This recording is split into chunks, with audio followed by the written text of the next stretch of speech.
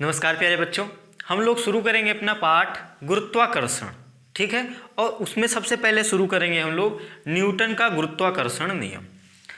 Newton ने क्या कहा कि किन्हीं दो पिंड m1 और m2, पिंड बोलो, द्रव्यमान बोलो, वस्तु बोलो, इनके बीच जो लगने वाला गुरुत्वाकर्षण बल होता है वो इन दोनों के द्रव्यमानों के गुणनफल के समानुपाती होता है और इनके बीच की दूरी के वर्ग के व्युत्क्रमानुपाती होता है। मतलब m1 और m2 दो द्रव्यमान हैं जिनके बीच की दूरी स्मॉल r है, तो उनके बीच लगने वाला जो गुरुत्वाकर्षण बल होगा F, वो इनके द्रव्यमानों के गुणनफल के समानुपाती और इनके बीच की दूरी के वर्ग के व्युत्क्रमानुपाती होगा। अब यदि इन दोनों को हम सम्मिलित रूप से लिखें तो क्या मिलेगा अपने को? F समानुपाती m1 इंटू m2 और व्युत्क्रमानुपाती r स्क्वायर के। अब हम ये जानते हैं कि जब समानुपाती का चिन्ह हटता है और बराबर का चिन्ह आता है तो कोई नियतांक आता है, तो यहाँ पर जो नियतांक है वो क्या है? Capital G। इसी को बोलते हैं गुरुत्वाकर्षण का सार्वत्रिक नियतांक, मतलब सार्वत्रिक गुरुत्वाकर्षण नियतांक। इसकी खास बातें क्या है कि ये हर जगह नियत रहता है। पूरे ब्रह्मांड में अगर बात की जाए तो ये हर जगह नियत रहेगा। दूसरी बात, इसका मान होता है 6.67 गुणे 10 की घात -11 न्यूटन मीटर स्क्वायर पर केजी स्क्वायर।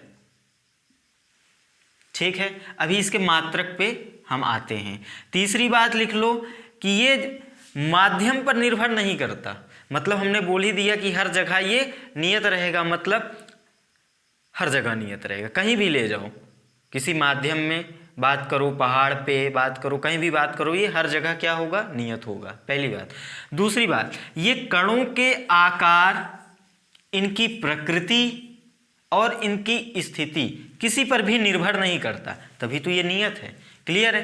तो ये बातें हो गई। अब यहाँ से आप इसका मात्रक निकालना चाहते हो, ठीक है? तो देखो, जो फार्मूला मिला अपने को, यहीं से जी का मान निकालो आप, तो ये यहाँ जाएगा, मतलब जी का फार्मूला मिलेगा FR स्क्वायर बटा m1 इंटू m2।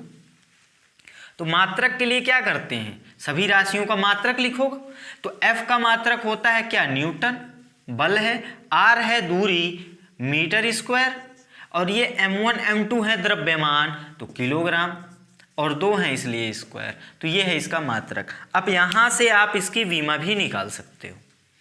क्लियर है? तो न्यूटन का गुरुत्वाकर्षण फार्मूला ये है। क्लियर है? अब यहीं पे कुछ छोटी छोटी बातें कर लेते हैं। पहली बात कि इनके मतलब ये जो द्रव्यमान होंगे, इन द्रव्यमानों को मिलाने वाली रेखा या फिर इन द्रव्यमानों के केंद्रों को मिलाने वाली रेखा के अनुदिश ही इस बल की दिशा होगी, पहली बात। दूसरी बात, ये जो बल होगा ये होगा आकर्षण प्रकृति का। क्लियर है? आकर्षण प्रकृति का। तीसरी बात कि ये क्रिया प्रतिक्रिया बल युग्म होते हैं। क्रिया प्रतिक्रिया पे आने से पहले कुछ बातें और करते हैं। ये पॉज करके कॉपी कर लिया करो, है ना? तो आपको पता चल ही गया होगा क्या चलता है। पॉज करो, कॉपी करो, है ना? फास्ट बार बार ये बोलने की आवश्यकता नहीं है। हाँ, तो हम आ रहे हैं क्रिया प्रतिक्रिया पे। तो न्यूटन ने ही नियम दिया था, गति विषयक नियम, और उनका तीसरा नियम है क्रिया प्रतिक्रिया का नियम। उसमें ये है कि अगर कोई वस्तु किसी दूसरी वस्तु पर कुछ बल लगाती है तो दूसरी वस्तु भी पहली वस्तु पर बल लगाएगी, जिसका परिमाण तो उतना ही होगा लेकिन दिशा हो जाएगी विपरीत। यही है क्रिया प्रतिक्रिया का नियम। तो अब यहाँ यदि हम गुरुत्वाकर्षण नियम की बात करें तो इन्होंने जो बल दिया है, ये बल इस द्रव्यमान पर इसके द्वारा और इस द्रव्यमान पर इसके द्वारा, दोनों के लिए है। ठीक है? मतलब F12 बराबर F21, ये नियम है। ये सदिश का चिन्ह है, बल एक सदिश राशि है। 1 2 को पढ़ते हैं हम लोग 2 के द्वारा 1 पर बल, और 1 को पढ़ते हैं 1 द्वारा 2 पर बल। क्लियर है, दोनों का परिमाण बराबर है। अब यदि हम दिशा की बात करेंगे, दिशा की बात करें तो दिशा होती है विपरीत, और ये माइनस चिन्ह यही बताता है, माइनस चिन्ह बताता है कि F12 और F21 इन दोनों की दिशाएं बराबर हैं। देखो दिशा कैसे देखेंगे, यहाँ पे आते हैं। हमने कहा कि ये बल होता है आकर्षण प्रकृति का, सदैव आकर्षण प्रकृति का होता है। तो अब हम इस पर देखते हैं बल, इस पर यदि हम बल देखना चाहें इसके द्वारा तो इसके पास जाओ, जिसके कारण बल निकालना है उसको पकड़ो। तो अब इसके कारण निकालना है तो इसको देखो, ये इस पे आकर्षण का बल लगाएगा, और आकर्षण का बल मतलब अपनी तरफ खींचेगा, अपनी तरफ खींचेगा मतलब ये दिशा मिलेगी। तो ये वाली जो दिशा है 2 के कारण 1 पर बल, M2 के कारण M1 पर बल। अब हम M2 पर बल निकालना चाहते हैं, बल की दिशा निकालना चाहते हैं M1 के कारण, तो M1 के कारण निकालना है तो M1 के पास आओ। M1 देखो इसको अपनी ओर खींचेगा, क्यों? क्योंकि ये बल की प्रकृति है आकर्षण की। तो अगर अपनी तरफ खींचेगा मतलब ये दिशा मिलेगी, तो ये वाली बल की दिशा हो जाएगी F21। इन दोनों का परिमाण बराबर होगा और दिशा विपरीत होगी। इसी आधार पर ये क्रिया प्रतिक्रिया नियम को भी फॉलो करते हैं। कॉपी कर लो, पॉज करो, कॉपी करो, पॉज करो, कॉपी करो।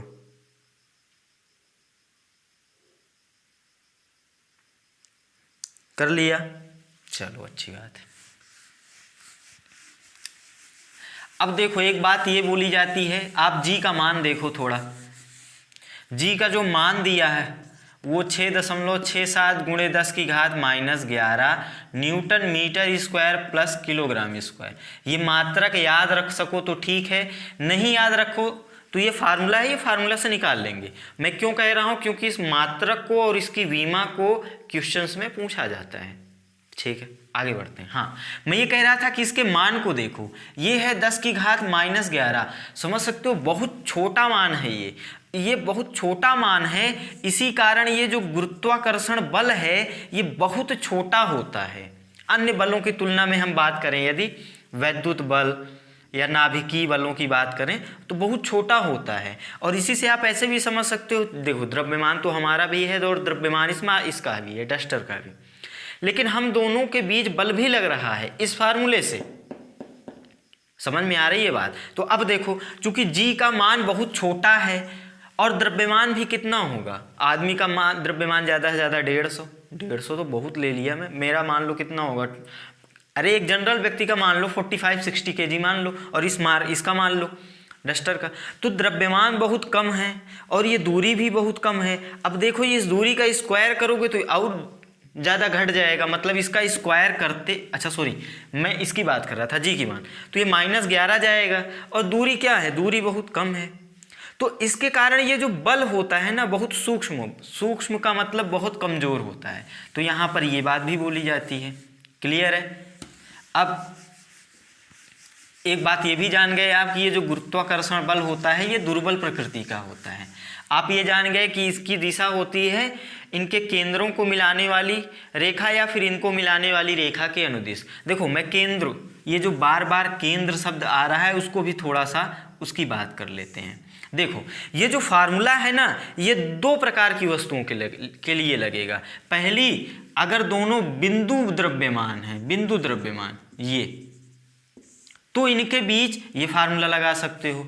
दूसरी स्थिति, ये बिंदु द्रव्यमान ना हो, कोई 2 वस्तुएं हैं, ठीक है, ये बिंदु द्रव्यमान नहीं है, ये भारी वस्तुएं। जैसे आप ये भी जानते हो कि जो सौर ग्रह है, अब भाई सूर्य पृथ्वी इनका द्रव्यमान तो कुछ ना कुछ होता है और बहुत ज़्यादा होता है, तो जिसके वहाँ भी ये बल लगेगा। तो अब वहाँ के लिए, अब ये बिंदु द्रव्यमान तो है नहीं, तो वहाँ पे हम बोलते हैं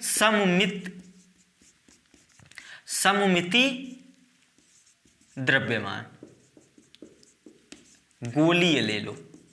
सममिति गोलीय द्रव्यमान जो होंगे उनके बीच लगने वाले बल को भी इस फार्मूले से हम निकाल सकते हैं। तो अब अगर ये गोली होगा तो हम इसके पूरे द्रव्यमान को इसके केंद्र पर मानेंगे। द्रव्यमान केंद्र पढ़ चुके हो आप, तो वहां पे केंद्र पर मानेंगे, तब हम इनके बीच की जो दूरी लेंगे वो केंद्रों के बीच की दूरी लेंगे। यहां पर जो दूरी लेंगे सीधा दोनों को मिला दो। क्लियर है? और इसकी दिशा इसके अनुदिश ही होगी। आकर्षण प्रकृति का होता है, उसके कारण हम दिशा निकाल लेंगे। क्लियर है ये बात? ठीक है, आगे बढ़ते हैं। अब देखो, एक बात ये बोली जाती है कि किन्हीं भी दो द्रव्यमानों के बीच जो गुरुत्वाकर्षण का बल लग रहा है वो माध्यम पर निर्भर नहीं करता। हमने क्या कहा? जी नियत है हर जगह के लिए। तो अगर जी नियत है, उसी आधार पर ये जो गुरुत्वाकर्षण बल होता है ये भी नियत होता है। मतलब अगर ये दो द्रव्यमान m1 m2 रखे गए हैं r दूरी पर, और इनके बीच लगने वाला बल जो F है, F ही लगेगा। अब इन दोनों द्रव्यमानों को आप कहीं भी ले जाओ इतनी दूरी पर, मतलब इस सिस्टम को उठाकर आप जल में रख दो या फिर किसी भी परावैद्युतांक वाले माध्यम में रख दो, बल अभी भी इतना ही लगेगा। क्लियर है?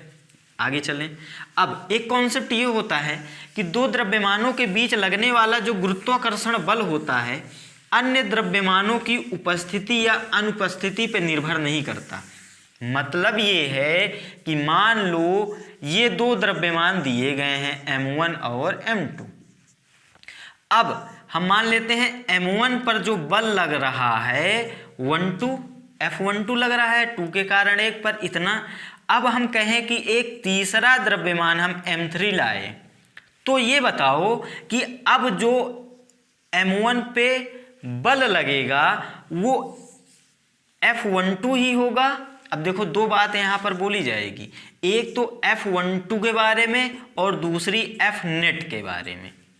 ठीक है, पहले m3 नहीं था तो 2 के कारण 1 पर बल लग रहा था F12। अब क्या हुआ? m3 भी आ गया।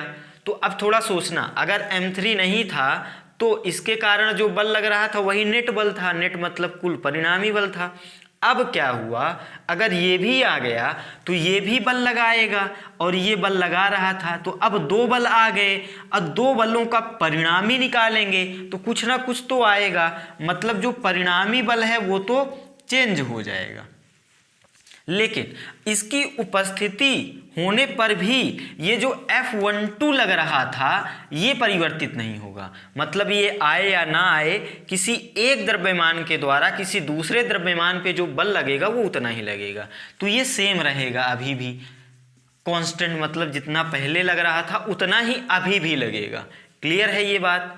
चलो, एक छोटी सी बात ये बोली जाती है कि इसी का अगला पार्ट बोल सकते हो आप कि किसी भी द्रव्यमान पे लगने वाला कुल बल अलग अलग द्रव्यमानों के कारण लगने वाले बलों का परिणामी होता है, ऐसे समझते हैं। 1 पर लग रहा है 2 के कारण F12 और 3 के कारण लग रहा है F13, तो जो F नेट होगा ऑन 1 मीन्स m1, चलो m1 लिख लेते हैं। तो m1 पर जो नेट बल होगा वो क्या होगा?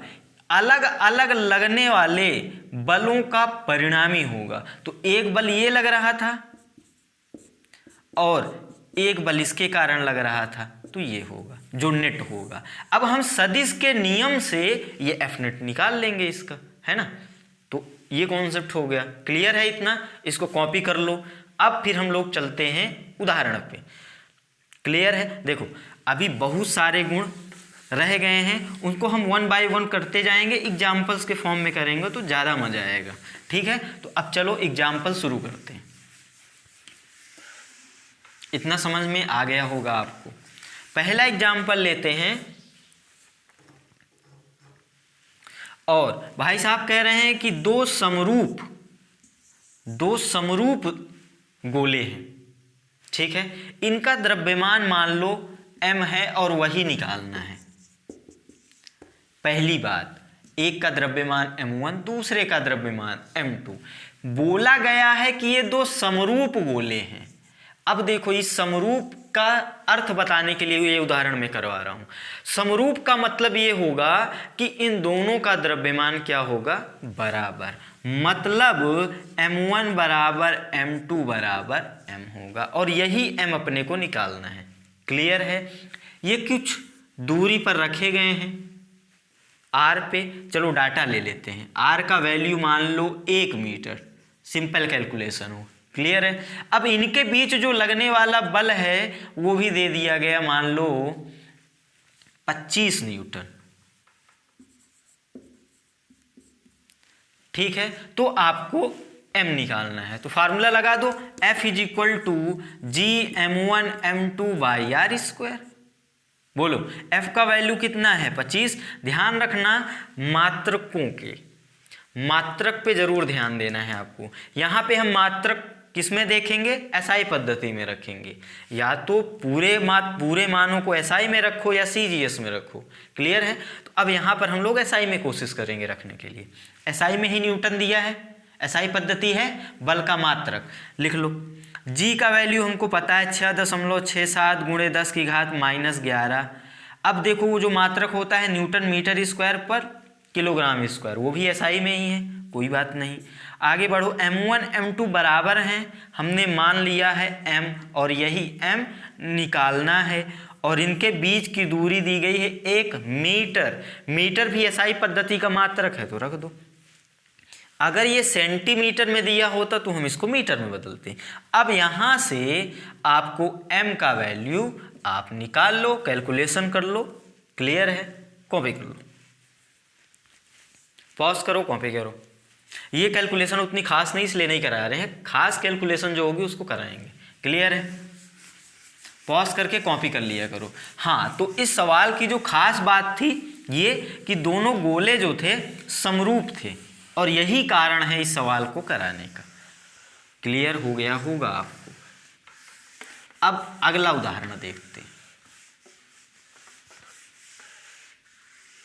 चलो, अगले उदाहरण में वो कह रहा है कि धातु के 2 समरूप गोले,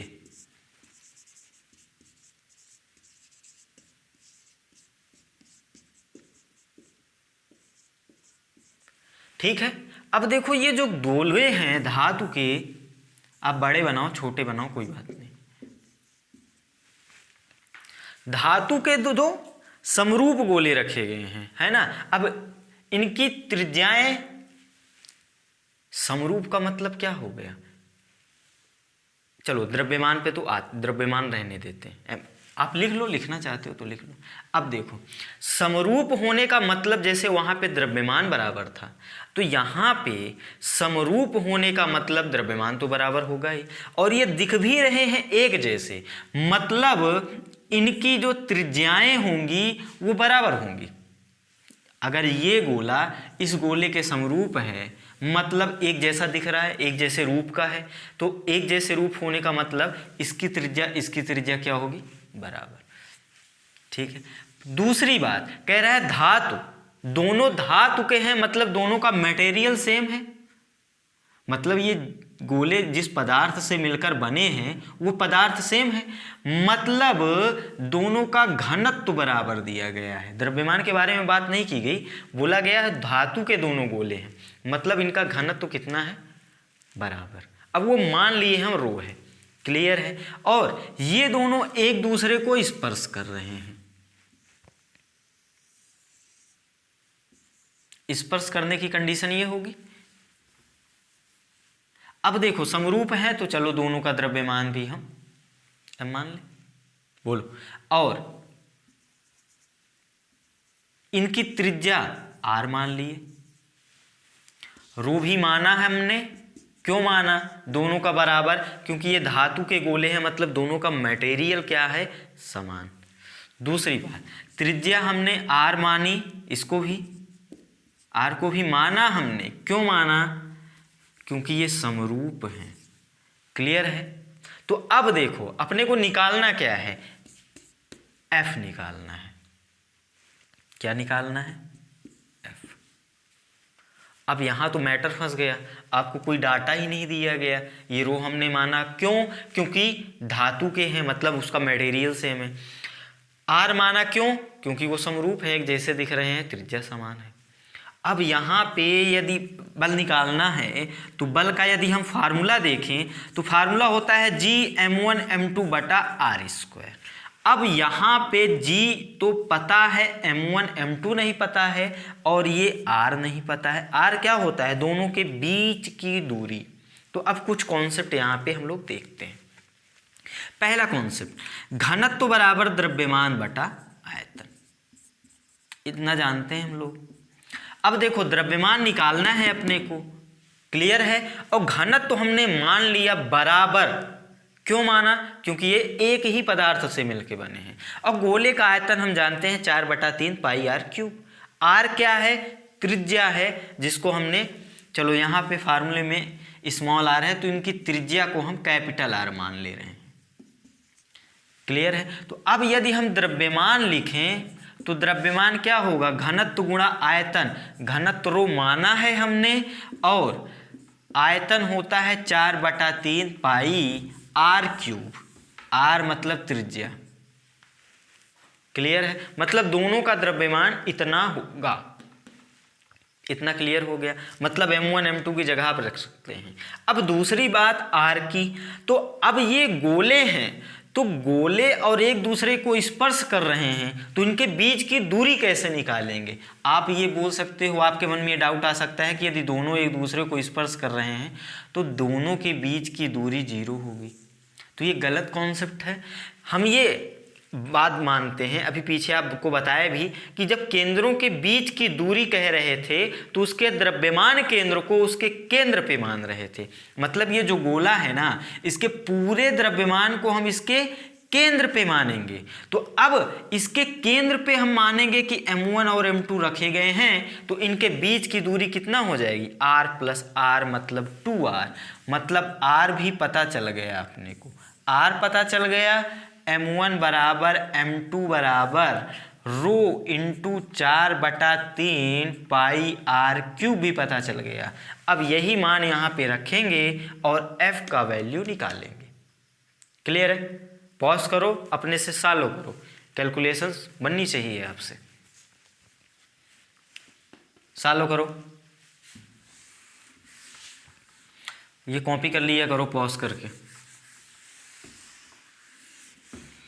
सारी चीज़ें लिखनी होती हैं आपको, है ना, बोर्ड पे जो भी लिखा जाए, है ना। ये मैं समझना नोट्स मिल रहा है आपकी स्क्रीन पे तो नहीं लिखना है, लिखना है।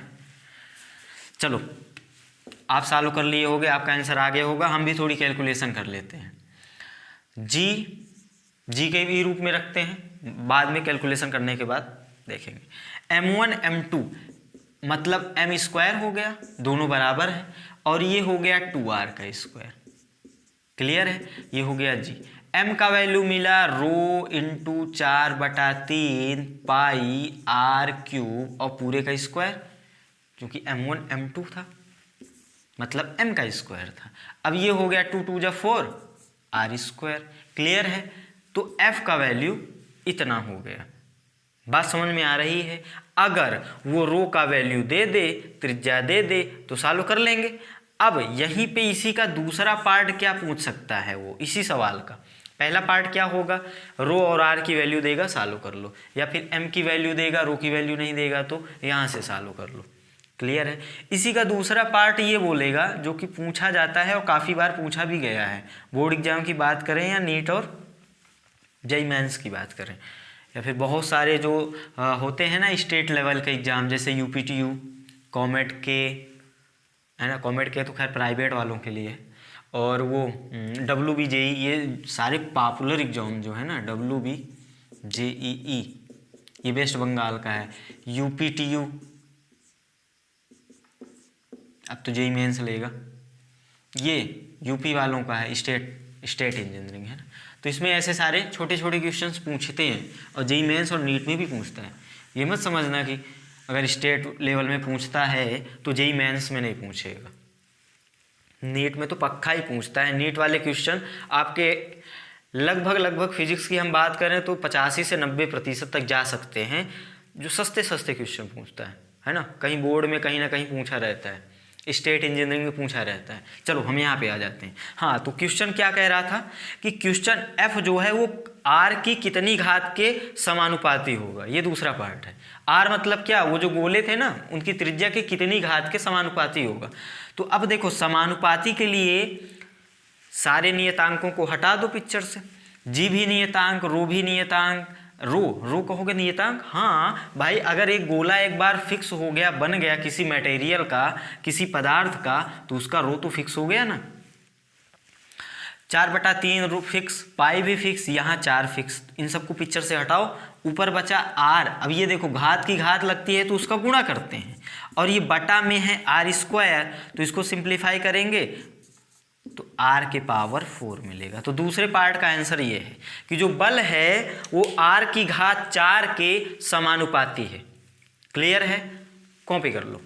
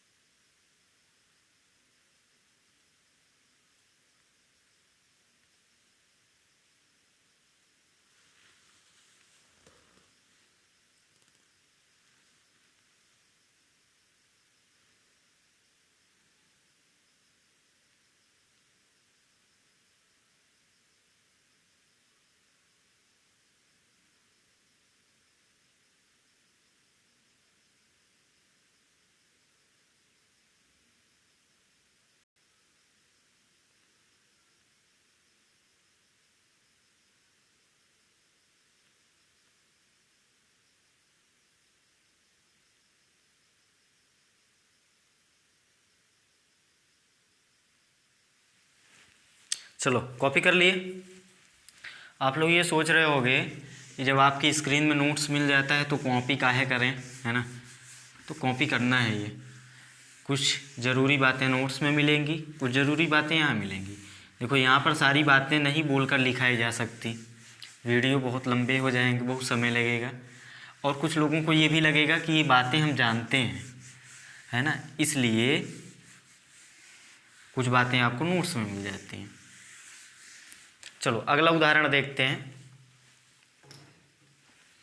ये उदाहरण कह रहा है कि दो द्रव्यमान हैं, ठीक है, m1 और m2। ये किसी दूरी पर रखे गए हैं, चलो मान लेते हैं 50 सेंटीमीटर। इनके द्रव्यमान भी कुछ दे दिए जाएंगे, मान लो ये 1 kg दिया गया है और ये दिया गया है 2 kg। क्लियर है? अब इसमें बहुत सारे सवाल पूछे गए हैं आपसे। पहला सवाल कि दोनों पे जो बल लगेगा उस बल का अनुपात क्या होगा, ये बता दो। चलो सॉल्व करते रहो आप लोग। दूसरा, दोनों का जो त्वरण होगा उसके परिमाण का भी चलो अनुपात ही पूछ लेते हैं,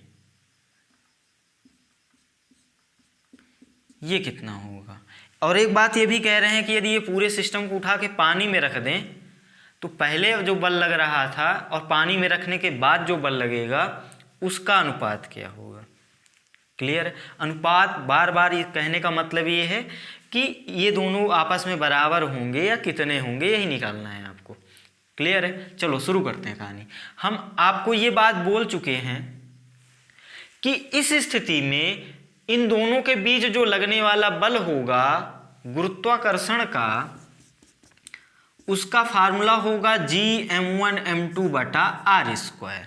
पहली बात। दूसरी बात, इस पर इसके कारण बल और इस पर इसके कारण बल, यही तो है, ये दोनों आपस में बराबर होंगे। तो अगर ये दोनों आपस में बराबर होंगे, कुछ भी हो, मान लो ये 10 तो ये भी 10, ये 20 तो ये भी 20, समथिंग कुछ भी, तो उनका अनुपात कितना आएगा? 1। और ये होगा कितना, यहाँ से निकालेंगे। चलो 6.67 गुणे 10 की घात -11 1 2/50। सेंटीमीटर को मीटर में बदलना पड़ेगा, -2 और ये स्क्वायर। हम जानते हैं 1 मीटर बराबर होता है 100 सेंटीमीटर, मतलब 10 की घाते +2 सेंटीमीटर। अब यदि हमको 1 सेंटीमीटर निकालना हो तो यहाँ बटा में जाएगा, मतलब 1 सेंटीमीटर बराबर 10 की घाते -2 मीटर। तो यहाँ पे 50 सेंटीमीटर था, हमने 50 गुणे सेंटीमीटर को मीटर में बदल दिया और स्क्वायर कर दिया। चलो एक लाइन कैलकुलेशन कर देते हैं। ये 2 होगा, गुणा कर दो, 2 × 14, 2 × 12 1 13 और 2 × 12 1 13।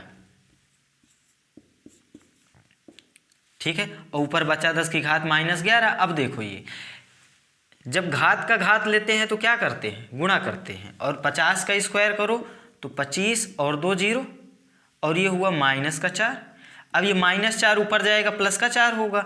अच्छा ये भी तो है 2, 10 की घात +2, इसको यदि हम 25 कर दें तो इसको लिखेंगे 13.34 गुणे 10 की घात -11/25 गुणे 10 की घात -2, क्योंकि ये +2 और -4 कितना बचा, -2।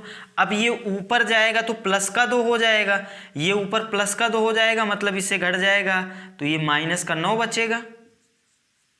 हटा दें इसको, इतनी कैलकुलेशन तो बनती होगी। अब 25 का भाग दे देना, वही आंसर हो जाएगा।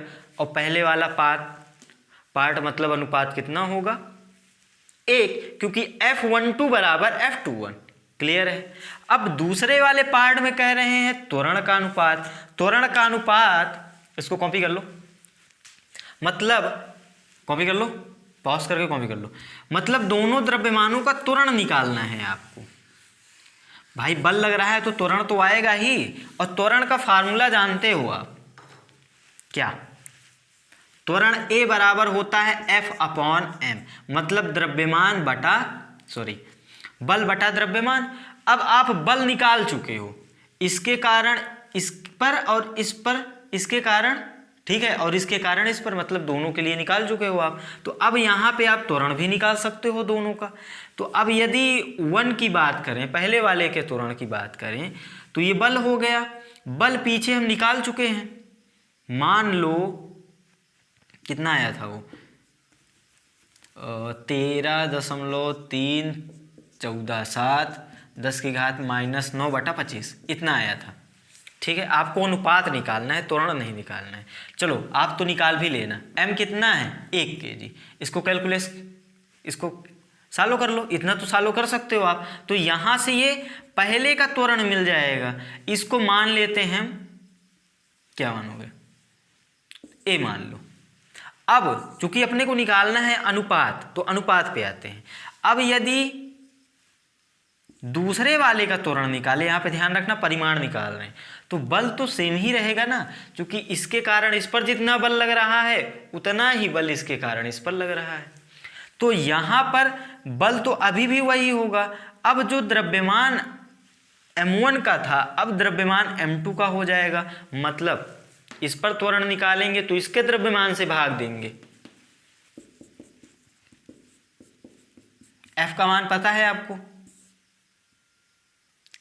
ये 25 तो था ही, और ये कितना आ गया, 2 आ गया। अब मुझको बताओ क्या A1 और A2 बराबर हैं, ये बटा में 1 आ रहा है, इसमें 1 में बटा 2 आ रहा है। तो यहाँ पर A1 और A2 आपस में बराबर नहीं होंगे, और अगर बराबर नहीं होंगे तो अनुपात हम निकाल लेंगे। चलो अनुपात बताओ। तो इतने का बटा इतना करेंगे, इसको अगर ध्यान दो तो ये कितना, A/2 ही तो हो गया, बोलो, क्योंकि इसका द्रव्यमान था। तो ये पलट कर ऊपर जाएगा।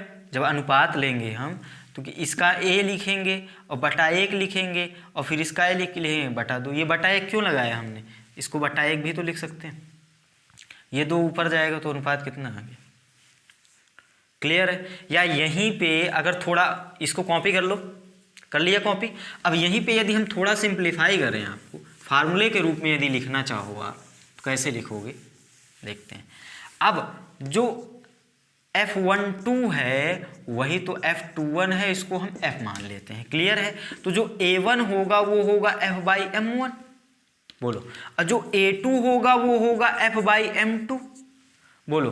तो यहाँ से यदि हम A1/A2 लिखें तो A1 की वैल्यू लिखो F/m1 और F/m2, ये m2 ऊपर गया, f से f कट गया, तो A1/A2 का वैल्यू m2/m1 मिला। चाहो तो याद रख लो, नहीं तो कॉन्सेप्ट तो आपके पास है ही। ठीक है, तो बहुविकल्पी सवाल में पूछा जा सकता है क्या त्वरण समान होगा?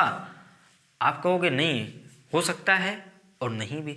कब होगा? अगर इनके द्रव्यमान बराबर हो जाएं। द्रव्यमान बराबर हो जाएंगे तो त्वरण भी बराबर हो जाएंगे, और अगर द्रव्यमान बराबर नहीं होगा तो त्वरण बराबर नहीं होगा। ये दोनों पार्ट समझ में आ गए होंगे।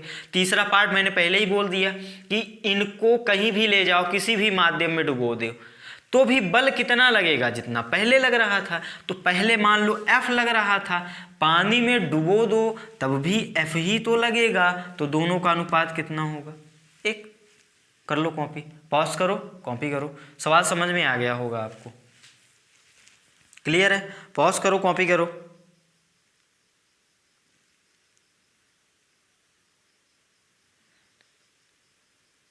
पॉज करो, कॉपी करो। चलो, कर लिया। अब हम लोग आते हैं अगले सवाल पे। आपको एक लाइन मैंने बोली थी कि किसी एक कण पे जो कुल बल होगा वो अलग अलग कणों के कारण लगने वाले बलों का परिणामी होगा। और दूसरी बात बोली थी कि किसी एक कण के कारण किसी दूसरे कण पर जो लगने वाला बल होता है वो अन्य बलों की उपस्थिति अन्य कणों की उपस्थिति अथवा अनुपस्थिति पर निर्भर नहीं करता। अब इसी बात का उपयोग करते हुए एक सवाल करने जा रहे हैं हम लोग। ये 3 बिंदु द्रव्यमान हैं, M1, M2, M3। तीनों को M मान लिया क्योंकि तीनों का द्रव्यमान है समान। और ये हैं एक समबाहु त्रिभुज की भुजा। एक समबाहु त्रिभुज की भुजा होती है A मान लिया हमने, और वो भुजा होती है समान। तो ये तीनों जो द्रव्यमान हैं समबाहु त्रिभुज के कोने पर रखे गए हैं। तो अब आपको निकालना है किसी एक पर,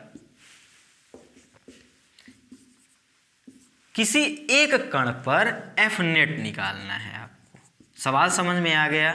सवाल कैसे देगा कि समबाहु त्रिभुज जिसकी भुजा A है कि तीनों कोनों पर बिंदु द्रव्यमान, समान बिंदु द्रव्यमान वाले 3 कण रखे गए हैं, तो किसी एक कण अथवा तीनों कण पर लगने वाले कुल बल, परिणामी बल का मान बताओ आप। पहली बात तो यही पूछ सकता है कि चलो बताओ इन तीनों पे बल जो है समान लगेगा कि असमान लगेगा, और दूसरी बात ये पूछेगा कि लगेगा तो कितना लगेगा। चलो आते हैं। तो अब आप ये जानते हो, हमने एक फार्मूला लिखा था अभी कि जो F नेट होगा वो F1 + F2 के कारण, मतलब जितने भी कण होंगे सबके कारण लगने वाले बलों का परिणामी। यहां पर अगर इस पर हम बात करें F नेट ऑन A, ये क्या होगा? F1 FAB + FAC, मतलब C के कारण जो बल लग रहा है और जो B के कारण बल लग रहा है, इन दोनों का परिणामी होगा और सदिश योग से हम निकालेंगे। तो अब देखो, पहले दिशा देखते हैं। दिशा देखने के लिए हमने क्या कहा?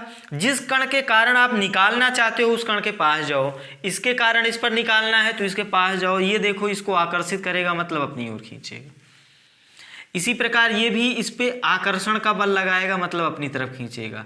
मतलब ये है FAC और ये वाला है FAB। इतना क्लियर हुआ?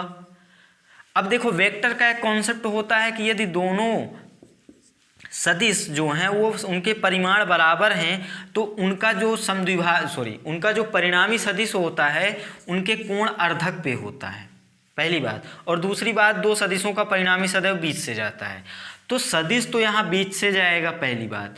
दूसरी बात, क्योंकि देखो अगर इस बल की बात करें हम, चलो पहले निकालते हैं फिर देखते हैं कि ये परिणामी कैसे निकालेंगे, चलो निकालते हैं, कैलकुलेशन करते हैं इस बार। ए बी कितना होगा, परिमाण की बात कर रहे हैं, टोटल कितना होगा, GM1 M2 बटा आर स्क्वायर, GM1 M2 दोनों कितना है, M इंटू एम बटा आर कितना है, भुजा का स्क्वायर, मतलब ये मिला GM² बाई ए स्क्वायर। इसी प्रकार अब देखो ये कैलकुलेशन ही तो है, सी के कारण निकाल लो, ये मिलेगा GM1 M2 by R square. बार बार फार्मूला क्यों लिख रहे हैं, ताकि आपको याद हो जाए, GMM बाई ए स्क्वायर। इसके कारण इस पर बल देखोगे, ये भुजा और समबाहु त्रिभुज तो भुजा बराबर, और ये कितना मिला, ये भी मिला GM² बाई ए स्क्वायर। ये दोनों बराबर हैं, इसको F यदि मान लें, F मान लिया हमने, तो ये दोनों बराबर हैं। अब देखो ये एक सदिश है, ये दो सदिश दिए गए हैं F F, दोनों का परिमाण बराबर है, तो इनका जो परिणामी होगा इसके बीच से जाएगा और कोण अर्धक पे जाएगा। मतलब अगर ये 60 तो होगा ही, क्योंकि ये समबाहु त्रिभुज है, तीनों कोण 60, तो ये 30 और ये 30। ये समझ में आ गई बात। ये 30 पूछेगा नहीं, लेकिन एक कॉन्सेप्ट क्लियर करने के लिए हमने बताया आपको। इतना कॉपी कर लो, पॉज करके कॉपी करो, कर लिया। चलो अब देखो FAB और FAC दोनों पता चल गए, कितना, GM² बाई आर स्क्वायर, जिसको हमने F बोल दिया है। तो अब इसका परिणामी कैसे निकालेंगे, आपको याद होगा, दो सदिशों का परिणामी निकालने के लिए जो फार्मूला होता है वो होता है √A² + B² + 2AB cos theta. तो यहाँ पे जो F नेट निकाल रहे हैं हम लोग, किस पर निकाल रहे हैं, A पर, है ना, बार बार लिखने की ज़रूरत नहीं है। ये A² B² मतलब ये दोनों बल, और ये दोनों बल बराबर हैं और F हैं, तो यहाँ पर F लिख रहे हैं हम लोग। बात समझ में आ रही है आपको, 2 × F cos 60, दोनों के बीच का कोण कितना है, 60। सॉल्व कर लो, ये हुआ 2F², और ये cos 60 कितना होता है, 1/2, मतलब ये भी, ये 2 से 2 कट जाएगा, F², और F² 3F², ये F बाहर हो गया, √3।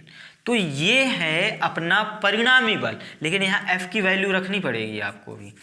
F की वैल्यू कितनी थी, GM² बाई ए स्क्वायर √3। अब M आपको दिया जाएगा, और समबाहु त्रिभुज है उसकी भुजा दी जाएगी, डाटा रख देना, सॉल्व कर लेना, कॉपी कर लो। सवाल समझ में आ गया होगा, बहुत सिंपल सा कॉन्सेप्ट है। क्या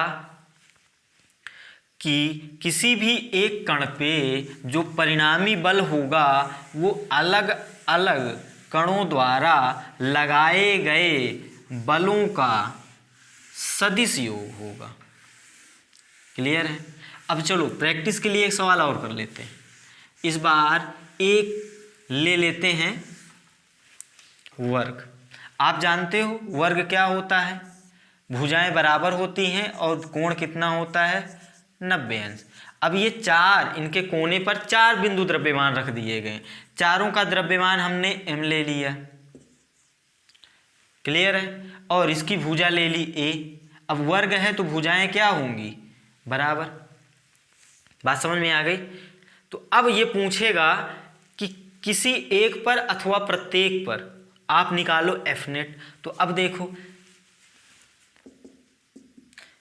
यदि हम इसकी बात करें, A की बात करें, चलो इसको नाम भी दे देते हैं ABCD।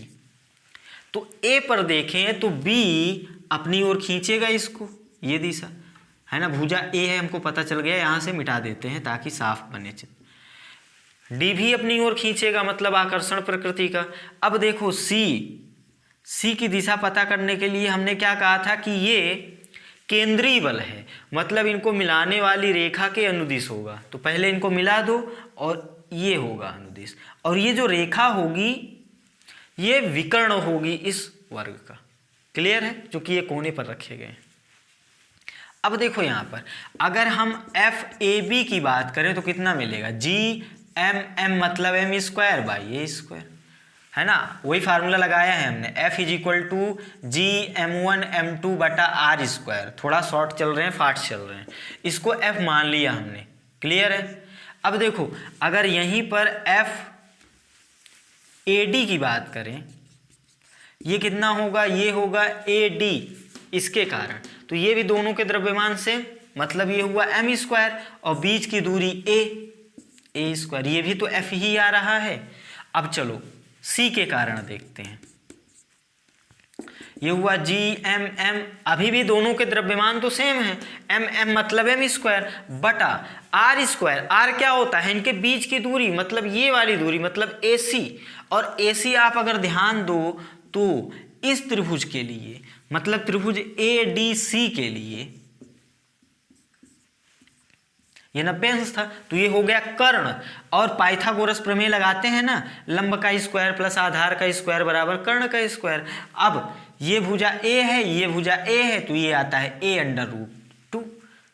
अब पाइथागोरस प्रमेय से निकाल लो, तो अब यहाँ पर a का वैल्यू r का वैल्यू कितना हो गया, a अंडर रूट 2, इसका स्क्वायर कर दो, तो ये हुआ जी एम स्क्वायर बाई, देखो रूट 2 का स्क्वायर करोगे 2, और ये हुआ a स्क्वायर। इसको क्या आप f बाई 2 लिख सकते हो क्या, ये पूरा वैल्यू f हो गया और ये बाई 2 हो गया। इतना क्लियर हुआ। अब हम ये निकाल चुके हैं कि A पर जो 3 बल लगने वाले हैं, एक इस दिशा में, एक इस दिशा में, एक दिशा, अब इन तीनों बलों का जो सदिश योग होगा वही अपना आंसर होगा F नेट। ठीक है, A पर ये क्या होगा, F A C plus F A B, लिखते समय गलती भी हो जाती है, ध्यान रखना आप लोग, है ना, एफ ए डी, इतना ही होगा, सदिश योग होगा। अब सदिश योग निकालेंगे कैसे, यहां पर देखते हैं, पहले इतना कॉपी कर लो, पॉज करो, इसको कॉपी कर लो, है ना, जब बोलूं मैं पॉज करके कॉपी कर लो तो कर लिया करो। चलो यहां पे आते हैं। अब पहले हम इस वाले बल का और इस वाले बल का परिणामी निकालते हैं। ये m द्रव्यमान है अपना A, इस पर एक दिशा में ये बल लग रहा है और एक दिशा में ये बल लग रहा है। ये वाला बल है FAB और ये वाला बल है FAD। क्लियर है। तो अब हमने क्या कहा अभी आपको कि दो सदिशों का परिणामी जो होगा उसके बीच से जाएगा। अभी इस वाले बल को भूल जाओ आप, ठीक है।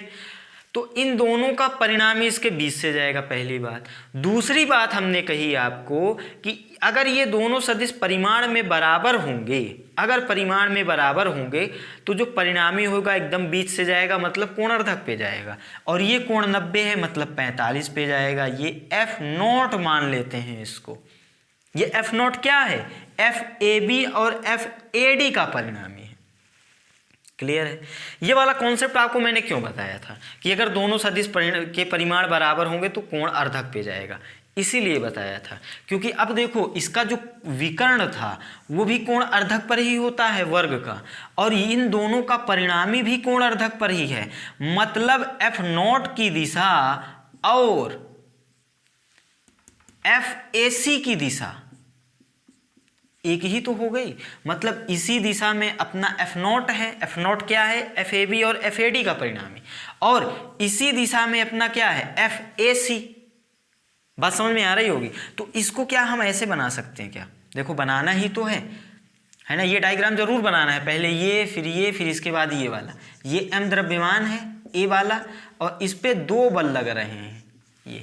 ये अपना कंप्लीट मतलब फाइनल आंसर है। एक एफ नॉट है और एक है एफ ए सी। क्लियर है। तो अब ये जो हम लिखे थे ना, इसके आगे अगर हम इसको बढ़ाएं तो एक लाइन ये भी लिख सकते हैं। एसी को पहले लिख दिया था, चलो एसी तो एसी ही है, और इन दोनों का ये जो परिणामी है यही तो है अपना एफ नॉट। मतलब जो एफ ए नेट है वो इतना है। क्लियर है। तो ये डायग्राम भी बनाना और इसको भी लिखना, और जल्दी से लिख लो, फिर हम लोग इन दोनों का परिणामी निकालते हैं। अब दो सदिश अगर एक ही दिशा में है, एक ही दिशा में है, तो उनके बीच का कोण कितना होगा बता दो जल्दी से। 0।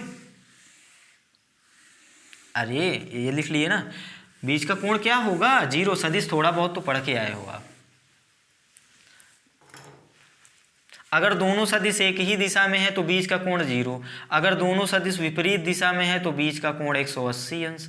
और cos 0 कितना होता है 1। बोलो, अरे बोलो, cos 0 कितना होगा 1। तो अब यदि हम फार्मूले पे जाएं, पहली बात तो ये होता है सीधा सीधा जोड़ सकते हो आप, मतलब जो नेट था वो था F0 प्लस FAC।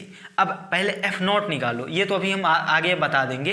भाई 0 है तो सीधा सीधा जोड़ दो, अगर 180 है तो 1 को माइनस करके लिख दो। क्लियर है। अगर आप ऐसे नहीं लिखना चाहते हो तो फार्मूला लगा दो, √a² + b² + 2ab cos theta. एक बार थीटा ये रखो सेम, और अगर दिशा विपरीत तो 180 रखो, वो कर सकते हो। अभी पहले हम क्या निकालना चाहते हैं F0, और F0 क्या है FAB और FAD का परिणामी। तो चलो पहले F0 की बात करते हैं। F0 क्या मिलेगा √ इन दोनों का परिणामी, इन दोनों को हमने क्या माना था F, तो ये हुआ F² + F² + 2F cos 90, दोनों के बीच का कोण। cos 90 कितना होता है 0, ये वाली पद हो गई 0।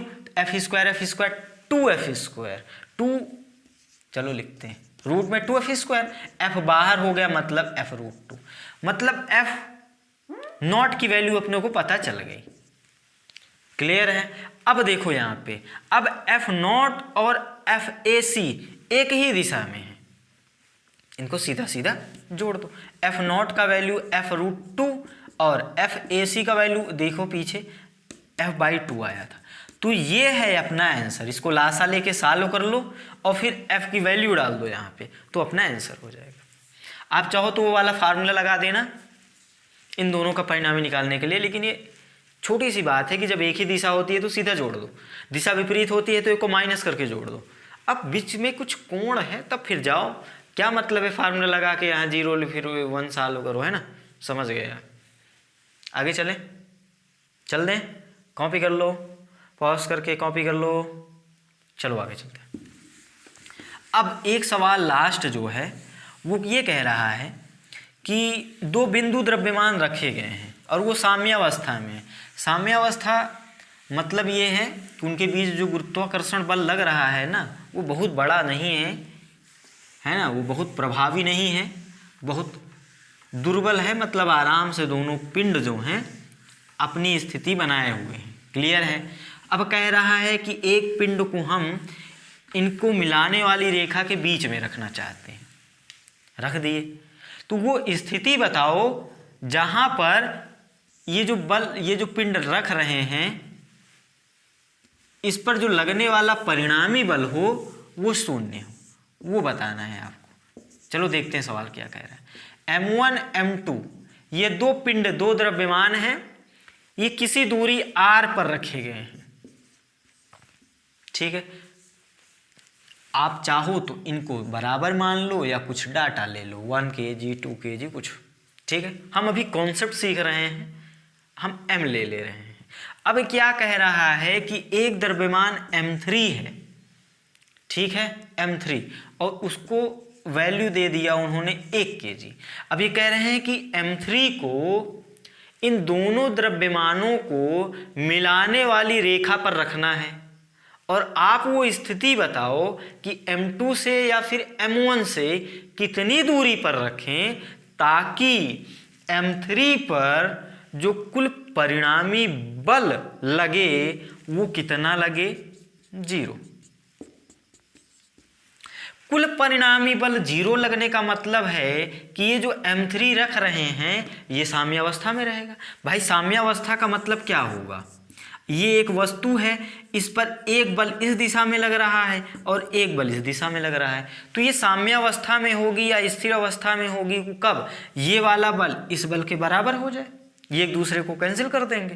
तो मतलब ये है, ऐसे भी बोला जा सकता है क्योंकि उन्होंने सवाल में पहले बोल दिया कि प्रारंभ में ये साम्यावस्था में थे, तो सवाल को इस तरह से भी कह सकते हैं कि कितनी दूरी, चलो M1 से कितनी दूरी पर रखें कि ये निकाय जो है साम्यावस्था में बना रहे, तो उसका भी सेंस यही होगा। क्योंकि देखो ये दोनों तो अभी साम्यावस्था में लग रहे हैं, तो अब इस वाले पर जो बल लगेगा ये भी अगर दोनों बराबर हो जाएंगे तो साम्य अवस्था बनी रहेगी, मतलब इस पर परिणामी बल कितना है, 0।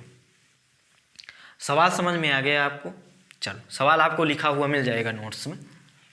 अब आते हैं यहाँ पे।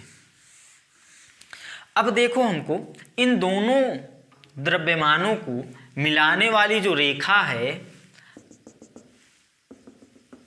अगर हम बात करें तो ये कई सारे क्षेत्र मिले, 1 क्षेत्र, 2 क्षेत्र, 3 क्षेत्र। जो स्थिर वैद्युतिकी पढ़ के आया है इलेक्ट्रो, वहाँ पे उसको याद होगा ये 2 आवेश रखते थे और फिर एक अन्य आवेश को लाते थे और पूछते थे बताओ बीच में रखें कि इधर रखें कि इधर रखें, ताकि उस पर बल क्या हो, 0। क्लियर है? तो ये तो बात हो गई वहाँ की इलेक्ट्रो की। यहाँ पे बात करें हम, तो अब देखो, यदि हम इसको यहाँ पर चेक कर लेते हैं, छोटी सी बात है ना, क्योंकि उससे मिलता जुलता कॉन्सेप्ट है, इसलिए चेक कर लेते हैं क्या जाता है। मान लो, अब देखो ये जो M3 है ना, इसी पर हमको F नेट चाहिए कितना, 0। F नेट कितना चाहिए, 0। तो F नेट 0 होने का मतलब ये है कि इस दिशा में लगने वाला बल इस दिशा में लगने वाला बल क्या हो जाए, बराबर। तो अब देखो, ये इस पर किस दिशा में बल लगाएगा, अपनी ओर खींचेगा ना, मतलब इस दिशा में। ये अपनी ओर खींचेगा मतलब इस दिशा में, और ये भी तो अपनी ओर खींचेगा मतलब इसी दिशा में। अब परिमाण भूल जाओ, परिमाण कुछ भी हो, कम ज़्यादा कुछ भी हो, लेकिन ये दोनों दिशाएं तो एक ही मिल गई ना, एक ही दिशा मिल गई। तो हमने क्या कहा, एक ही दिशा होती है तो सदिश जोड़ देते हैं, तो ये कुछ मान आएगा। अब बल है, उसके परिमाण की बात करें तो धनात्मक कुछ वैल्यू आएगी, और ये भी धनात्मक ये भी धनात्मक, 2 धनात्मक संख्याओं को जोड़ेंगे तो कुछ ना कुछ वैल्यू तो मिलेगी, मतलब वो नॉन जीरो होगा, मतलब 0 तो नहीं होगा, बोलो। और अगर उनका परिणामी 0 नहीं होगा तो वो साम्य अवस्था में, ये जो रख रहे हैं वस्तु, वो साम्य अवस्था में नहीं होगी, मतलब इस स्थिति में तो हम नहीं रख सकते, है ना। बस जस्ट मैं तुलना करके आपको बता रहा हूँ, जैसे वहाँ भी निकालते थे इलेक्ट्रो में। अब दूसरा क्षेत्र ये है, यहाँ पर अगर मान लो हम रख दे रहे हैं M2 के बाहर यहाँ पे, तो ये बल किस दिशा में लगाएगा, अपनी ओर खींचेगा तो इस दिशा में लगाएगा, बोलो।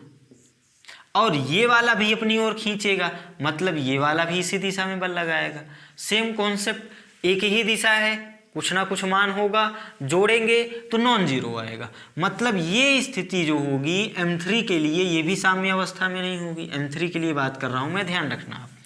अब एक जगह और बची है आपके लिए, और ये है इनके बीच। अगर इनके बीच में मान लो हम M3 को रख दिए, तो ये वाला पिंड अपनी ओर खींचेगा, मतलब इस दिशा में बल लगाएगा, और ये वाला पिंड भी इसको खींचेगा, मतलब इस दिशा में बल लगाएगा, बोलो। तो यहां पर संभावना है, क्योंकि देखो दिशा तो आ गई ना विपरीत, अब ऐसी संभावना है कि इसके द्वारा लगाया गया बल और इसके द्वारा लगाया गया बल, दोनों का अगर परिमाण बराबर हो जाए, अगर दोनों का परिमाण बराबर हो जाए, F मान लेते हैं, परिमाण अगर बराबर हो जाए तो संभावना है भाई, अगर परिमाण बराबर हो ही गया तो F नेट कितना मिल जाएगा, 0। क्योंकि अगर इसको पॉजिटिव लेंगे तो इसको नेगेटिव ले लेंगे, तो 1 + 1 माइनस सदिश है, चिन्ह के साथ जोड़ेंगे 0 मिल जाएगा। क्लियर है? मतलब ये है कि हमको वो जगह मिल गई बीच में।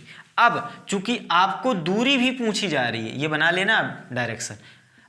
हम मान लेते हैं कि M1 से t दूरी पर रखते हैं, ये पूरी दूरी आपको दी गई थी कितना, r। ये दूरी निकालना है आपको एक्चुअली, ये दूरी M1 से कितनी दूरी पर रखें, तो हम मान लिए भैया d दूरी पे रख दो आप। अब d दूरी पर रख दिए, ये दिशा देख लिए, मतलब ये d दूरी पर इसके द्वारा इस पे लगाया गया बल और इसके द्वारा इस पर लगाया गया बल, दोनों क्या होंगे, बराबर। मतलब 3 पर 1 के द्वारा बल और 3 पर 2 के द्वारा लगाया गया बल, और इसका परिमाण आपस में क्या होगा, बराबर। भाई हम परिमाण की बात कर रहे हैं, दिशा विपरीत होगी तभी तो F नेट 0 होगा, तभी तो ये साम्य अवस्था में रहेगा, मतलब इस पर परिणामी बल 0 लगेगा। क्लियर है? अब यही सॉल्व करना है, यहीं पे वैल्यू रखो। 1 और 3 के बीच, 1 और 3 के बीच बल कितना लगेगा, G M1 M3 बाई इनके बीच की दूरी, मतलब d² इज इक्वल टू 3 और 2 के बीच, 3 और 2 के बीच बल कितना लगेगा, m2 m3 बाई इनके बीच की दूरी, ये वाली दूरी कितनी बची, पूरा r, ये d, तो ये वाली दूरी r माइनस डी का स्क्वायर। इसी को सॉल्व करना है, यहीं से आपको आंसर मिल जाएगा। इसको कॉपी कर लो, ये डायग्राम तो बना लो जल्दी से, क्योंकि इसको मेटने वाले हैं हम। 1 मिनट है आपके पास, चलो 1 मिनट हो गया। देखो अगर मैं जल्दी में मिटा भी दूं तो आपको क्या करना है, बैक जाना है, आपके पास में मोबाइल है, बैक जाओ, कॉपी करो। तो अब यहाँ से अगर हम, चलो डाटा रख देते हैं, m1 m2 को हमने सेम माना था ना, तो ये मिला g, m1 का m माना था, m3 का मान हमने 1 kg दिया है, ये दूरी है d, तो d स्क्वायर देख सकते हो यहाँ से। अब g, m2 का वैल्यू m माना था हमने और m3 का वैल्यू 1, और ये बीच की दूरी r माइनस डी का होल स्क्वायर, ये पद कट गया और ये यहाँ गया, मतलब r माइनस डी का होल स्क्वायर बटा D square is equal to 1। अब ध्यान रखना, ये बहुत इंपॉर्टेंट लाइन है, और ऐसी लाइन आपको यहाँ मिलती है और इलेक्ट्रो में भी मिलती है, ठीक है, और अभी आगे भी मिलेगी जब हम गुरुत्वीय क्षेत्र पढ़ेंगे। मतलब ये होता है, इस कैलकुलेशन को याद रखना है आपको, है ना, इस वाली कैलकुलेशन को कैसे करते हैं, क्योंकि अगर आप यहाँ a माइनस बी का होल स्क्वायर लगाने जाओगे तो कैलकुलेशन थोड़ी सी लेंदी होगी, आपको समय लगेगा। तो यहाँ जो कैलकुलेशन मैं करने वाला हूँ उसको आपको याद रखना है। अब ये इस तरह देखो, ये भी स्क्वायर है, ये भी स्क्वायर है। अब यहाँ जरूरी नहीं है 1 आए, कुछ भी आए, कोई सी संख्या 2 4 पूर्ण वर्ग आए या ना आए, है ना, मतलब उसका स्क्वायर ले सकें, उसका वर्गमूल ले सकें या ना ले सकें, कोई सा वैल्यू आए। तो अब यहाँ पर 1 है तो क्या करेंगे, दोनों पक्षों का वर्गमूल ले लो। मान लो यहाँ पर m होता तो क्या करते, तब भी दोनों पक्षों का वर्गमूल लेते, तो यहाँ मिलता r माइनस डी और यहाँ मिलता d और यहाँ मिल जाता √m। उसमें कौन सी बड़ी बात है, क्लियर है। यहाँ पर है 1 तो 1 का वर्गमूल भी 1। अब इसको सॉल्व करो, तिर्यक गुणा करो, तो यहाँ से मिलेगा r minus D is equal to D, तो ये होगा 2d is equal to r, तो d is equal to r/2। r/2 का मतलब क्या है, मध्य बिंदु पे, अगर मध्य बिंदु पे रखेंगे तो जो m3 है उस पे जो परिणामी बल लगेगा वो लगेगा 0। क्लियर है। तो इस सवाल में ये बात आपको, ये कैलकुलेशन याद रखना, ठीक है। इसको कॉपी कर लो, यहीं पर इस कैलकुलेशन को मैं अलग से करा देता हूँ, आप नोट बना के चाहे इस कैलकुलेशन को लिख लेना। बराबर मान लो m आ जाता तो क्या करते, r minus D by D is equal to √m, ठीक है। फिर क्या करते, तिर्यक गुणा करोगे, या फिर एक आपको नियम पता होगा योगांतरानुपात, वो भी लगा सकते हो, ठीक है। तो इतना कॉपी कर लो, पॉज करो, कॉपी करो।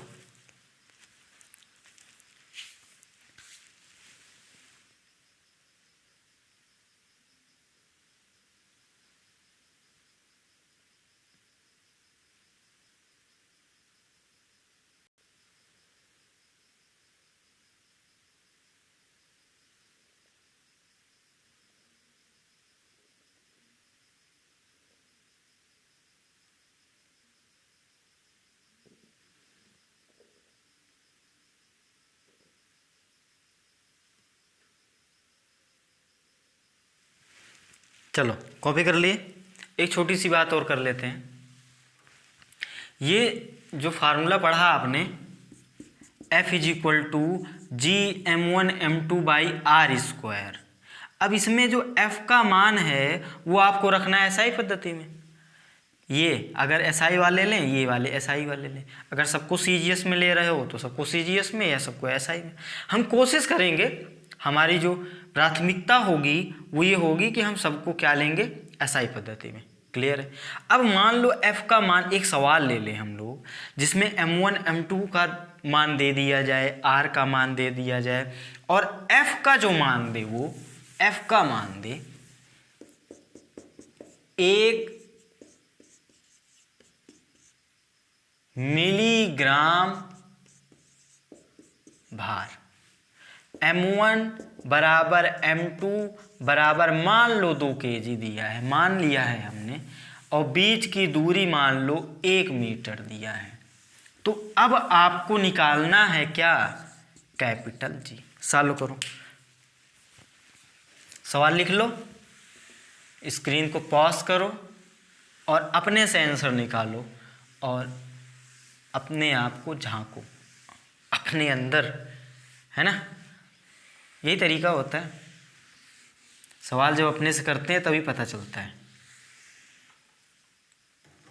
चलो पॉज करो, ट्राई करो, लास्ट सवाल है ये, आप ट्राई करो और देखो कि क्या आंसर निकाल सकते हो कि नहीं निकाल सकते। कर लिया कोशिश? आ गया होगा आंसर आपको। चलो, हमने क्या कहा, देखो ये एसआई में, ये भी एसआई पद्धति में, और जी जो निकालेंगे वो भी हम चलो एसआई में ही निकालेंगे, तो ये भी होना चाहिए एसआई में। अब आपको ये बड़ा अजीब सा मात्रक दे दिया गया, मिलीग्राम भार, ठीक है, तो ये है तो बल का ही मात्रक। तो चलो आते हैं इसके शब्द पे। ये जो दिया गया है मिलीग्राम भार, तो उससे पहले आप एक नए शब्द पे चलो, वो है किलोग्राम भार। और 1 किलोग्राम भार में 9.8 या इसको लगभग 10 मान सकते हो न्यूटन होता है। मतलब ये है इन दोनों में संबंध, ठीक है, मतलब किलोग्राम भार और न्यूटन में ये संबंध है। अपने को निकालना है न्यूटन में, तो पहले तो ये जो मिलीग्राम भार है ना, इसको किलोग्राम भार में बदलो और उसके बाद न्यूटन में बदलो। बात समझ में आ गई होगी आपको। अब देखो एक तरीका आप जानते होगे, मिली सेंटी डेसी ग्राम, मिली सेंटी डेसी ग्राम, डेका हेक्टो किलोग्राम।